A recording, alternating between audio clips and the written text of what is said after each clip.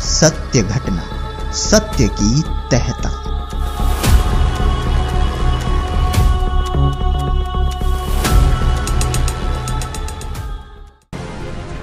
आज हम आपको पटियाला पंजाब की रहने वाली भक्तमती गीता की कहानी बताने जा रहे हैं। गीता जी ने बताया कि वह पूजा पाठ तो सभी देवी देवताओं की करती थी, लेकिन सब दिखावा ही था। भीतर से तो मैं नास्तिक हो चुकी थी। आखिर गीता जी के जीवन में ऐसा क्या हुआ जो ये नास्तिक हो गई? जी, मैं भक्ति साधना तो ऐसे देवी देवताओं की करती थी, लेकिन मैं अंदर से नास्तिक ही। घर में लड़ाई झगड़ा क्लेश रहता था। इनके पिताजी बचपन में ही गुजर गए थे। लड़ाई झगड़ा क्लेश रहता था, बचपन में हमारे पिता गुजर गए थे। फिर ऐसा क्या हुआ जो गीता का परमात्मा से विश्वास ही उठ चुका था? शादी के बाद हमारी प्रॉब्लम में थी, पारिवारिक काफ़ी समस्याएं थी हमें। तो नहीं किसी को गुरु बनाना, अब तो मेरा बिल्कुल ही ख़त्म हो चुका है। अब तो मैं बिल्कुल ही परमात्मा पे विश्वास उठ चुका है। इनकी माँ के गुजरने के बाद कैसे इनकी माँ की आत्मा इनके शरीर में प्रवेश कर गई? मम्मी जैसे ही गुजरी है, साथ के साथ मेरे को मम्मी का प्रभाव पड़ने लगा। फिर मैं बहुत ज़्यादा ही तंग होने लगी थी। भूत प्रेत की समस्या होने लगी। मम्मी ना जैसे मेरे अंदर ही आ गए थे, ऐसा मेरे को महसूस होने लगा। मैं ना कोई क्या बोल के जा रहा है क्या नहीं, मेरे को कुछ भी नहीं पता। कैसे संत रामपाल जी महाराज ने इस बहन को घर बैठे आकर प्रथम मंत्र देने के लिए कहा।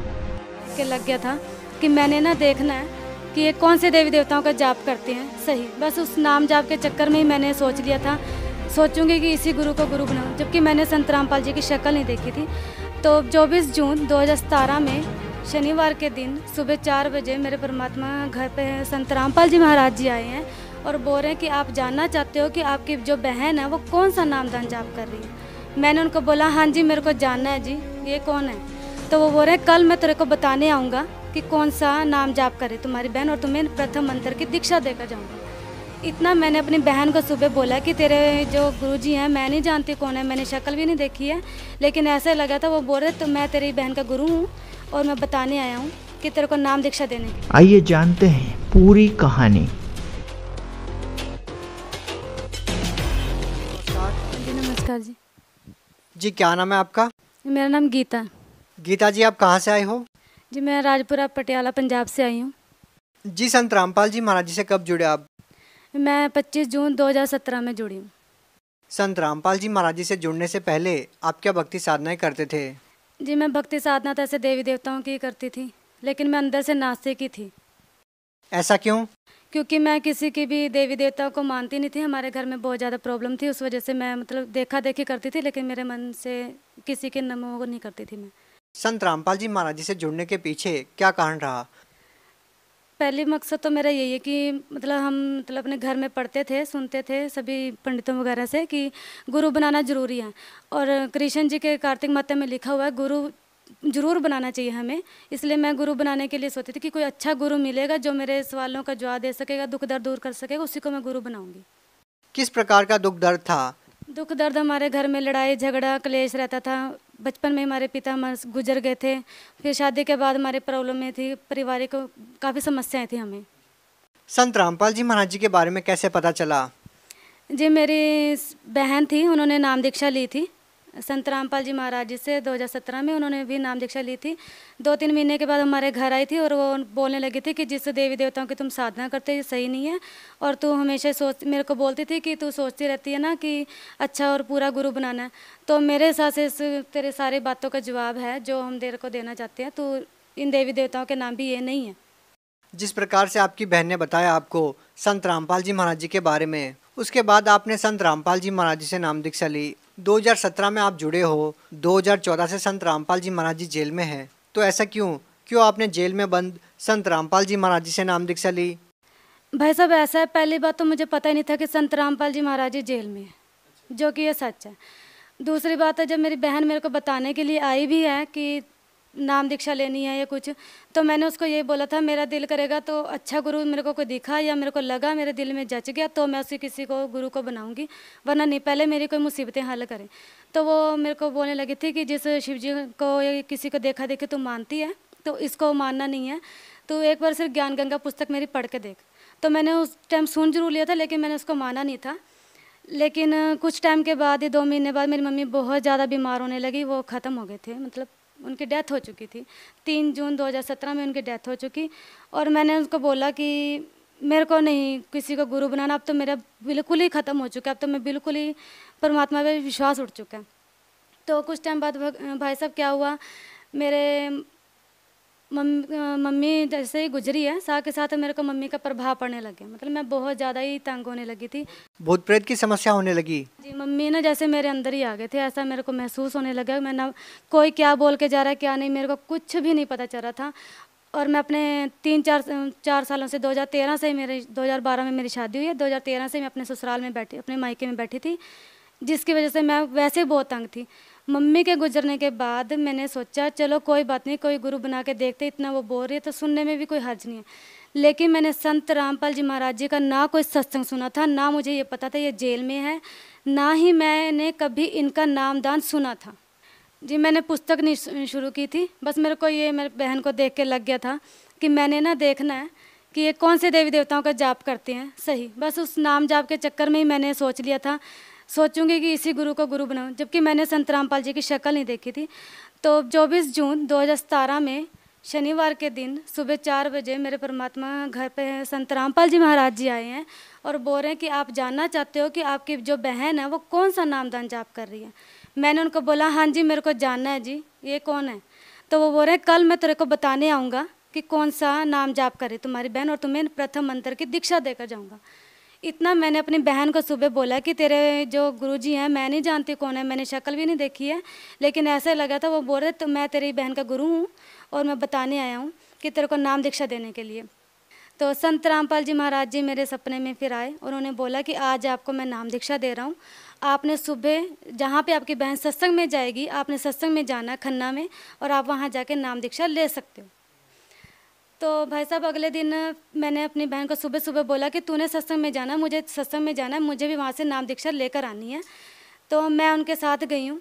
वहाँ जाने के बाद मुझे पता चलता कि यहाँ 5 साल से सत्संग हो रहा है कि और लेकिन यहाँ पे नाम दीक्षा नहीं मिलती है खन्ना में। मैंने उनको बोला फिर तो तेरा गुरु ऐसे ही है कि फिर क्या फ़ायदा मेरे को, अगर गुरुजी दिख के गए हैं तेरे बोल रहे हैं कि मैं संत रामपाल जी हूँ और मैं तुम्हें नाम दीक्षा दूंगा, जबकि मैं वहाँ जाती हूँ वो कहते हैं 5 साल से खन्ना में सत्संग हो रहा है लेकिन नाम दीक्षा कभी नहीं हुई है। तो ये संत रामपाल जी महाराज हमारे परमात्मा ने इतना चमत्कार किया कि आधे घंटे के बाद जब सत्संग समाप्त होता है तो हमारे यहाँ पे कोऑर्डिनेटर हैं दीपक दास भगत जी, तो उन्होंने अनाउंसमेंट की है कि संत रामपाल जी महाराज जी का आदेश आया है कि जो कोई नया भक्त जुड़ना चाहता है, प्रथम दीक्षा लेना चाहता है, यानी कि जुड़ना चाहता है उनके साथ, आज यहाँ पे दीक्षा का प्रबंध किया गया। इतना सोचते मेरे को हुआ कि शायद सच्ची होगा कुछ ना कुछ, बस ऐसा मन टिक गया था मेरा, तो मैंने वहाँ से नाम दीक्षा ली। बहन जी, आपने संत रामपाल जी महाराज जी से नाम दीक्षा ली, आपने ना तो उनका ज्ञान सुना और आपको ये भी नहीं पता था कि संत रामपाल जी महाराज जी जेल में हैं, और नाम दीक्षा लेने के बाद आपको पता लगता है कि जिस संत से आपने नाम दीक्षा ली है वो जेल में है, तब आपको कैसा लगा? भाई साहब ऐसा है, जब मैंने नाम दीक्षा ले ली थी और मुझे पता चला संत रामपाल जी जेल में, तब तक मैंने इसको गौर ही नहीं किया, क्योंकि जो मेरे शारीरिक लाभ थे मुझे वो होते जा रहे थे। और मेरे जो हस्बैंड, जो मैंने अपने हस्बैंड के ऊपर आपको बताना चाहूँगी, मैंने अपने हस्बैंड के ऊपर कोर्ट केस किया हुआ था तलाक का, डिवोर्स का, जिसकी वजह से हो जाए, लेकिन उन्होंने कोर्ट में जाके माफ़ी मांगी है, सारा पैसा भी खुद भरा है और वहाँ पे लेने आए कि मैं तेरे को घर बसाना चाहता हूँ, मैंने तेरे साथ घर बसाना है दोबारा से। संत रामपाल जी महाराज जी से नाम दीक्षा लेने के बाद की बात है? संत रामपाल जी महाराज से नाम दीक्षा लेने के बाद ही हुआ ये सब कुछ, जो भी परमात्मा ने चमत्कार किया हमारे संत रामपाल जी महाराज ने, तभी हुए हैं। और ये चमत्कार 20-22 दिन के अंदर ही हो गए थे। क्या आप मानते हैं कि संत रामपाल जी महाराज जी से नाम दीक्षा लेने के बाद आपके जीवन में इतना बड़ा बदलाव हुआ, आपको इतने सारे लाभ मिले? हाँ जी भगत जी, हाँ जी भाई साहब, ये तो मैं बिल्कुल मानती हूँ। और क्या क्या लाभ मिले? लाभ भगत जी, भाई साहब मैंने 2 बार सुसाइड करने की भी कोशिश की है, क्योंकि मेरे घर में बहुत ज़्यादा ये प्रॉब्लम थी, जिसकी वजह से मैंने 2 बार सुसाइड करने के लिए दवाई खाई थी, पॉइज़न खा चुकी थी मैं, लेकिन परमात्मा ने मतलब कहीं ना कहीं मेरी भक्ति जुड़ी होगी, शायद मेरे को बचा के रखा था। बहन जी, आज संत रामपाल जी महाराज जी जेल में हैं और आज भी जो लोग आपकी तरह पीड़ित हैं, इस तरह के दुख दर्द बहुत सारे लोगों को होते हैं, तो क्या वो लोग संत रामपाल जी महाराज जी से नाम दीक्षा लेते हैं तो क्या उनके भी दुख दर्द दूर हो जाएंगे? हाँ जी हाँ, 101%। ये कह सकते हो 100 से भी ज़्यादा, जो भी हो सकता है। मैं कह रही हूँ कि मैंने कोई ऐसा मतलब खोज करती थी गुरु बनाने के लिए। जब भी मैं आसाराम बापू जी के पास हमारे रिश्तेदारों ने नाम दिया होता, और इससे पहले मैंने ब्रह्म कुमारी वालों के पास जाके उनकी बुक्स वगैरह पढ़ने की कोशिश की थी। तो काफ़ी सारा ज्ञान था जो मैं सोचती थी कि जो मेरे सवालों का जवाब दे सकेगा उनको ही मैं गुरु बनाऊंगी। तो मेरे सवालों के जवाब होते थे, कई बार पढ़ती थी सारी किताबें, ऐसा नहीं है, लेकिन मैं अंदर से नहीं पढ़ती थी, सिर्फ उसको खोज करने के लिए कि जब मेरे को इन सारे सवालों के जवाब मिल जाएंगे, कुछ सुधार दिखेगा, तो ही मैं किसी को गुरु बनाऊंगी। और मैं 101% कह सकती हूँ कि संत रामपाल जी से ऊपर इस दुनिया में ना कोई है, ना ही कोई होगा। बहन जी, आपके जीवन में इतना कुछ घटित हुआ, आपके ससुराल वालों ने आपको छोड़ दिया, और उसके बाद आप एक ऐसे संत से जुड़ते हैं जिनके बारे में आप कुछ नहीं जानते, आपने जिनको देखा तक नहीं था, उनसे जुड़ने के बाद आपको इतने सारे लाभ मिले।